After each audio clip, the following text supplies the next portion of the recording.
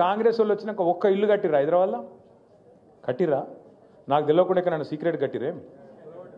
ఒక్క ఇల్లు కట్టలేదు కానీ ఎన్ని ఇల్లు గులగొట్టిరు చూడురు మీరు. ఒక్కసారి ఆ వీడియోలు చూడురు. మూసీలో గులగొట్టిరు, ఏడబడతాడబోయి ఇష్టం వచ్చినట్టు గరీబోళ్ళ ఇల్లు గులగొట్టిరు.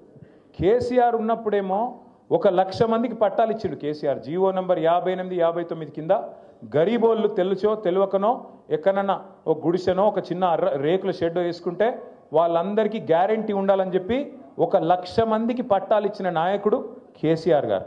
అదే ఈ రేవంత్ రెడ్డి ప్రభుత్వం వచ్చినాక తప్పకుండా నాకు తెలిసి కొన్ని వేల ఇండ్లు కూలగొట్టిరు. కొన్ని వేల ఇండ్లు హైదరాబాద్లో కూలగొట్టింది రేవంత్ రెడ్డి ప్రభుత్వం. ఇందిరమ్మ రాజ్యం అంటే ఇండ్లు కూలగొట్టుడా? ఇందిరమ్మ రాజ్యం అంటే గరీబోని ఇల్లు లేకుండా చేసి ఆఖరికి వాళ్ళ పిల్లలు ఇంట్లోకి వెళ్ళి వాటర్ బాటిల్ తీసుకుంటాం, బ్యాగు తీసుకుంటాం అంటే కూడా మెడలు పట్టి నూకవతల వారేసి తీసుకోలేకున్న అవకాశం లేకుండా చేసి వాళ్ళని నిలగొట్టుడు ఇందిరమ్మ రాజ్యమా?